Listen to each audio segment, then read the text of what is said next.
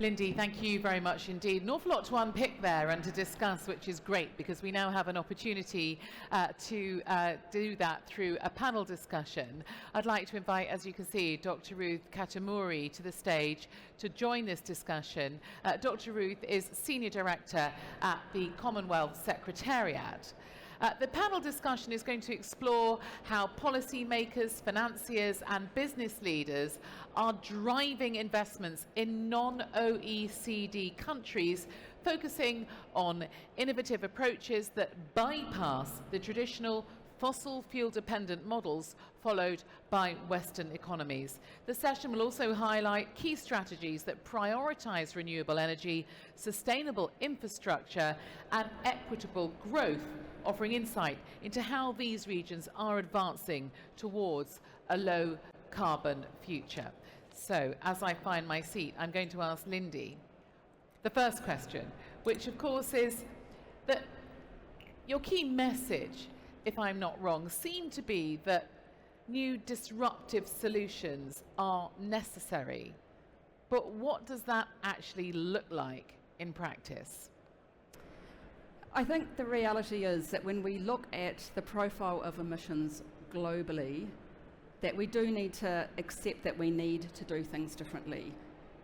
We know that renewables are being deployed rapidly across the world, but we also know that only 15% of the capital spent on these new solutions is going to emerging markets and developing economies. So we need disruption in the financial markets, we need disruption in policy, and we need disruption in the technologies that we are using to deploy these new solutions. Okay, can you kind of unpick a little bit about what leapfrogging actually means in terms of energy and infrastructure for non-OECD countries? Yeah, I think as we think about the deployment of renewables and we think about where energy demand is coming from, if we think about development in emerging economies together with population growth, we can see that right now there is an enormous potential in the application of technology to enable those countries to deploy new solutions. So for example, the use of digital twins to enable more strategic siting of renewable energy assets allows those countries to move more swiftly and to develop in a way that doesn't mirror the development, the fossil fuel polluting development the developed world has rested on. Thank you, Lindy. Dr. Ruth, would you start by maybe sharing some kind of compelling examples, if possible, about how countries successfully leapfrog outdated models? Thank you, Natasha. So let me step back a little bit and talk about leapfrogging development in a broader economic and sustainable context itself. I think for years, including with my PhD, my agony was, why are we following a particular Western model, or which are traditionally we have to move away, especially focusing on emerging economies, large emerging economies with large population and rapid urbanization. So how do we think about models that can leapfrog in these developed economies, which should developing emerging economies, where they learn from the developed traditional developed economies model of development, but also tailor it according to the needs of those countries. And I want to highlight a couple of things. For example, it was India which put the common but differential into the COP language. And I just like to focus on a few things here as examples. For example, I'll just quote some data. So if we look at primary energy consumption, I think China kind of followed the Western development model. So its primary energy consumption surpassed that of the US, and it became 29,000 terawatt hours by 2010, and it's currently 47,500 terawatt hours. So whereas US is currently 26,000 terawatt hours. But in contrast, I want to give the example of, say, Germany or France or UK. The consumption is, for UK it's 1,900, Germany it's 3,000, Netherlands it's 955, but I want to take the example of India, which is an emerging economy, which in 2010 had 6,000 as a terawatt hours, and currently it's 11,000 as terawatt hours. The reason I'm saying this is there is a contrast between a country choosing a sustainable development model where the energy comes in. And I want to take the example of India because it is a large country with 1.4 billion population, and in a changing world with growing rapid economies, larger populations, and rapid urbanization happening in other parts of the world, it is important for us as a world to think about different models of development which then control our emissions and energy, and we create a sustainable world. I'll stop with that example, and then I'm sure there'll be more we can talk about. Yeah, thank you very much for sharing that, Ruth.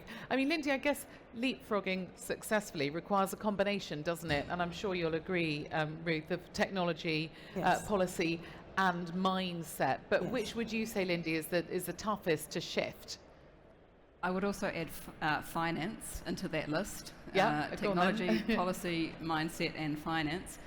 I think they all need to move together, but we cannot forget about mindset. As I said in my intervention, people being optimistic about the future and the success of the policies that we're delivering. I think we need all of those things to move together. The reason I point to finance is because I think that there are barriers there, particularly in developing economies, that we need a lot of innovation. I say need a lot of innovation, but I mean, what and how? Yep. So what we've seen in terms of the work that we do is, high upfront capital costs. We've seen a lack of bankable projects. We've seen credit risk, currency risk, delivery risk, and all of these things being quite significant barriers to capital flowing. And in the there's been a really big focus on blended finance and aid for some of this investment, and obviously the momentum for those, I think, is shifting. So what we really need to focus on, I think, is moving away from short-term transactional financing to an approach that has a much longer-term strategic view that really creates transparent markets into which capital can flow. And I think technology there is a huge enabler, actually. The ability of technology to provide information to governments who are in the planning and procurement phase, to decrease risks to investors and developers, those risks that increase project costs. So, for example, using things like smart contracts and mobile money platforms, DLT platforms, that kind of thing that provides the information that can bring those risks down. I would also add here the potential for technology to drive carbon market activity. So I think that is a significant opportunity for many developing economies to open a channel for capital to flow. Obviously, we saw Article 6 rules finalised at the last COP, and I think there really is quite a lot of opportunity there as a mechanism. Ruth, would you agree with that? Do you agree that it's a combination of technology, policy, mindset, finance? I might also add to that list communication, because I think that's absolutely critical. But is that I is totally that a list agree. that you're It happy has with? to be a combination, so technology, but I want to focus on mindset. We can have all these, we can drive these things, we can have the best policies. I would say even financing, for example, the money is there, but how is that deployed? How is it distributed? How is it accessed is what is important. And that is where I think Commonwealth, what we do is initiatives such as capacity building, training, because sometimes the poorest countries don't have the basic understanding of how can they access as well as how do they deploy. But in terms of mindset, I would like to, I think this is where India's initiative of life. It is lifestyle for the environment is something that Prime Minister Modi, India is a Commonwealth country, a large Commonwealth country, at COP26, India launched the lifestyle for environment, calling on global community of individuals and institutions. So that's important, because I think even individuals, unless each of us, 7 to 8 billion population, takes the real effort and determination and commitment to change our mindset, to deploy, to use the technology that exists, we're never going to change. We're not going to see the change that we need to happen. And of course, communication is crucial in that, because how does every person get to know about it? These meetings, how many people do we have here? Yes, how many people do we have at COP? I mean, yes, even if it goes up to 100,000, but how do we communicate to the indigenous people, to the poorest people, who then we want to, in this leapfrogging of development, we want to bring them along into the story of a new model of development. Nature-based solutions are there, but we need to go economies of scale, so it has to be an individual decision, and that's where things like lifestyle, it focuses on individual. I was 10, a long time ago, in India, when I had this defining moment that I wanted to save the planet. Right. But I do feel that now there's more mainstream information, but it's still so much to do. But this is why I go on about everyone in this room has to make those choices to go using electric where possible, using renewable technologies into your lifestyle. Everything you use, you consume, and how you live, and the decisions you make, unless every individual or a large proportion of the individuals make that decision, we're not going to achieve our goals. Creating that virtuous circle. Let's just, sorry, Lindy, let's lean into that question of finance again then, about that being such a big barrier to progress. It's all very well changing our mindset, changing policy, but if the money's not there, then it's going to be very difficult. So how can we encourage emerging markets to be much more attractive for funders? I think in addition to the things that we've already talked about, there's also a number of political barriers that we need to overcome to enable finance to flow, to create, as I said, the conditions that the transparent market into which capital can move. So we know, for example, there is pressure in many countries from incumbents. We know there are legacy contracts in place that prevent governments receiving the revenue that they could from renewable generation, unclear land rights in many places, and a lack of common regulatory standards that prevent market development. And I think it's some of those political drivers, together with the barriers to finance, the capital costs, that feed that mechanism of a lack of bankable projects. So we need to look at those as well to enable capital to really move. Thank you. I'm going to give the audience an opportunity to join this discussion. There's a lady in the third row here. If there's a microphone that could be found. If not, you might just need to stand up and shout, and I'll do my very best to pass on that question. Is there a microphone, please, George, for a lady in the middle row here? Thank you. It's coming to you, one moment. And also, don't forget Slido being an option for you to join the conversation. At the moment, no questions on Slido. Thank you. It's this just lady on the first row of the darker seats. Thank you. If you could let us know who you are. Thank you. Thank you, ladies. I'm Doreen, and I run Fresco Cleantech Solutions. My question, as a recovering banker and now an independent consultant, is what are your thoughts on the risk return that we need to consider individually, as Ruth pointed out, when we make our purchases, but then also as a financier, bearing the risk for a particular return in so-called leapfrogging the development financing that's needed? Because to me, that's the biggest hurdle in getting financing out to the developed world. Thank you very much indeed for that question. Can I just find out if there's another question that wants to be included? I can get the microphone to you. Just raise your hand when you're ready. Thank you very much. Risk return. Ruth, do you want to start off with that? Okay, so we'll take that later maybe. Okay. So risk return is, I think this is a common question that comes to us as Commonwealth countries, particularly small countries. And we should be able to do multiple things. One is, of course, public-private working together, plus also creating an enabling and trusting environment between the public sector and the private sector, but also thinking about scaling up higher models. So one of the things we are trying to work on is how do you create regional opportunities, countries coming together as a region so that the returns on investments work very well.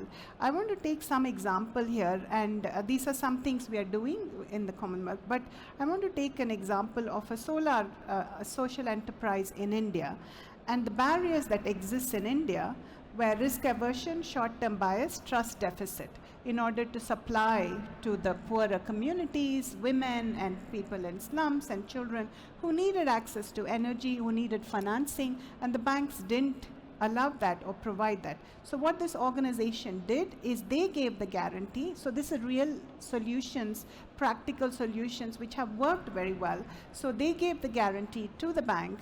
And then the flows have been, and this is not a new project, it's been going on for at least 20 years. So they developed guarantee mechanisms, income-linked repayments, and the results were 100% repayment rate within 1 year, which led banks to remove guarantees, expanding access to 400 savings accounts and additional loans. It's just an example. So it is possible, but it is about commitment and coming together and trying to find practical, realistic solutions that work. Thank you for that question. Lindsay, do you want to add to that? Yeah, I do. I think a couple of points. I think we need to think about risk differently, actually, given what the counterfactual of not sufficient climate action is. And I do think that we need innovation in the way financial markets are thinking about return and over what period. You know, we certainly don't want a situation of first mover disadvantage or first investor disadvantage, and I think there's a significant role here for developed economies stepping up to actually consider how they can take on some of that risk for the collective good. Thank you very much for that question. There was a gentleman, I think, at the back. Thank you. I had a question about emerging markets and the development of renewable energy projects and leapfrogging Western development models without replicating old extractive patterns, like in India where sometimes communities are displaced or ecosystems get damaged. What practical conditions like land rights or finance are essential for emerging economies to leapfrog maybe Western extractivist models rather than just deep greenwashing them? Great question. Thank you very much. Lindy. Can I jump in first on this one? I think there is a significant opportunity, and you know, obviously I'm optimistic here. I do think there's quite a lot of opportunity for technology to help with some of these issues. So, for example, you know, using geo-info systems to support government planning processes, thinking about how that information and data can be captured to help in terms of planning and feasibility studies. You know, satellite data, for example, that enables the tracking of land use and much more developed land ownership models and understanding. So I think you're 100% right that we need to find a way to avoid some of what we've seen in the past, and I think there's quite a lot of opportunity in those new technologies to help in that. Ruth? I totally agree with Linda about technology. There's more and more technology now, and hence how do we make that technology workable? And I would say, yes, the gentleman points he made are true, but at the same time, I will give you counter examples of where I have seen, again, it's about how people work together and coordinate together, where there have been renewable technology large projects where the community, the policy, and the industry have worked together. And I have seen how it has enabled not only using the renewable energy, but it has created development models for the whole area. So the economic and social development have gone hand in hand with environmental development models. So we can create new models, be innovative in also the way we work things by coming together. Thank you very much indeed. Gentleman to the left of the stage. Thank you. I have a question about the fairness of the sort of climate emergency.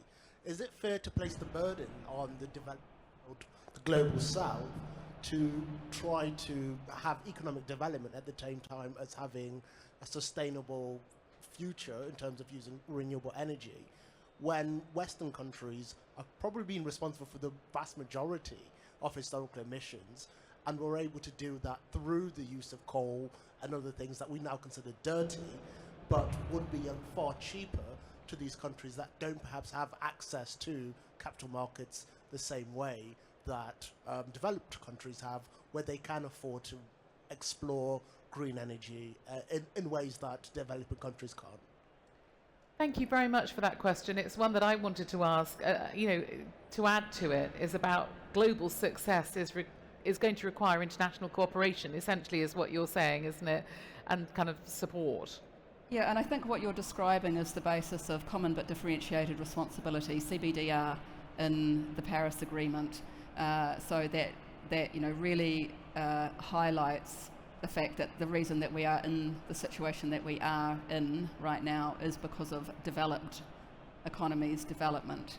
I guess that's partially why, in terms of those global solutions or models of cooperation, I would like to see developing economies at the head of the table, co-designing the solutions that are going to work for them, and that there is a responsibility of developed economies to be investing and sending capital to enable, because it is not morally or ethically right to say no development. That just shouldn't be on the table.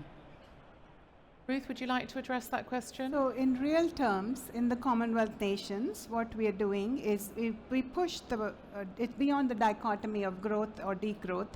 What we do instead is champion a context-sensitive, equity-anchored, just energy transition. That's core with respect to the work that we do. For the Commonwealth, especially in SIDS and least developed economies, leapfrogging isn't just a strategy, it's survival, because many of our countries face existential threats. So what we are working on is this is where growth meets justice, and where the Commonwealth bridges normative ideals with implementation. So there are practical ways in which we are trying to do that with our countries beyond advocacy as well. Yes, carry on. Can I just add one more point as well, which is that renewable energy deployment brings so many other benefits other than just the climate, energy security, for example. And so I don't think we should be looking at this only through a lens of why not fossil fuel, but for the climate, but also making sure that we are capturing all of the benefits that the renewable energy revolution brings for us. Time's racing, so I think we've got time for one more question, which is this lady in front of the stage. Thank you. Okay. Hello, thank you very much. I'm Helen Davis, a former geography teacher at one of the UK's top schools. Without wanting to provide a direct quote, I believe that Lord Adair Turner, Chair of the Energy Commission's transition, was earlier saying today that solar is one of the best potentials for providing energy for the world for the future, which actually could potentially give huge potential for the sun belt of the world, the countries and parts of the world which have traditionally have a slightly lower level of development. How can we ensure that that solar energy is used for the development of those countries who need it the most, as opposed to it being another situation of extraction where the Western countries are extracting the solar technology and the solar energy that comes from it and using it for their own advantage? Thank you. So fortunately, the countries which need that kind of energy the most are most richly endowed with solar energy. So I think that's a plus and an advantage for the least developed economies. And hence it's the countries themselves with sharing technology should take responsibility and leadership in sort of implementing renewable technologies. In your example, it is solar.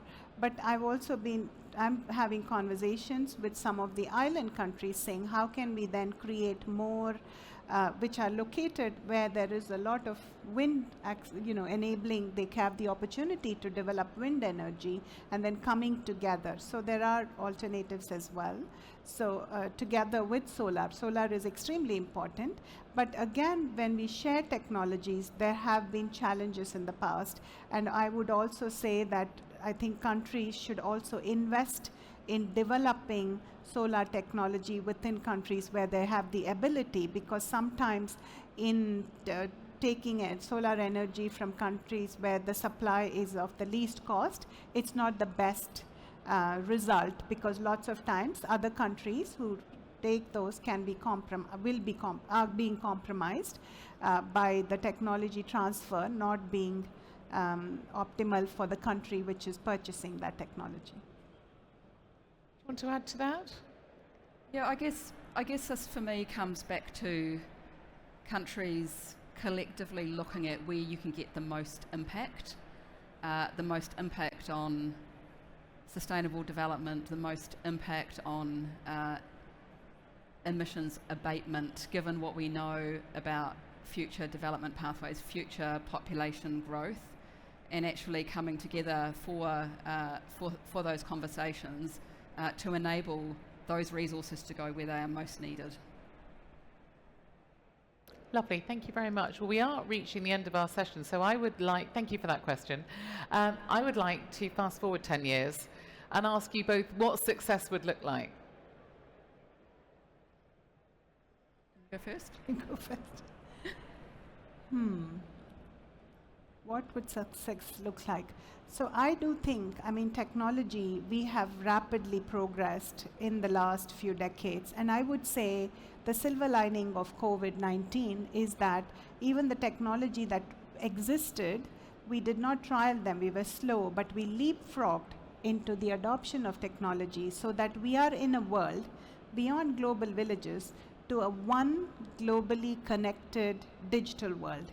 And in that world, I think the opportunity through the innovation and the technologies that exist is, I think, one of the greatest opportunity for us to ensure that we become more of a sustainable, energy efficient world that will protect our planet. Okay. And to you, Lindy, 10 years in the future? The marker of success would be that we had peaked emissions, that those were coming down globally, that we were seeing a decline in fossil fuel demand, that we had reached the peaks of those and were moving away, as well as seeing much greater access to reliable energy globally. So, we know many hundreds of millions of people do not have access to clean energy right now in a number of developing economies, and so I would like to see both of those things with, hopefully technology enabling them both. And are you optimistic that that's achievable? I am optimistic. And Ruth? Surely, certainly optimistic. We're going to end on that note. Always good to be positive. Thank you both very much for such an informed discussion. It's been absolutely fascinating. I think we could have gone on for a lot longer, but there we are. We must end. Thank you very much for your questions and for taking part in that discussion. A round of applause, please, for Lindy and Ruth. Absolute pleasure. Thank you so much. Thank you.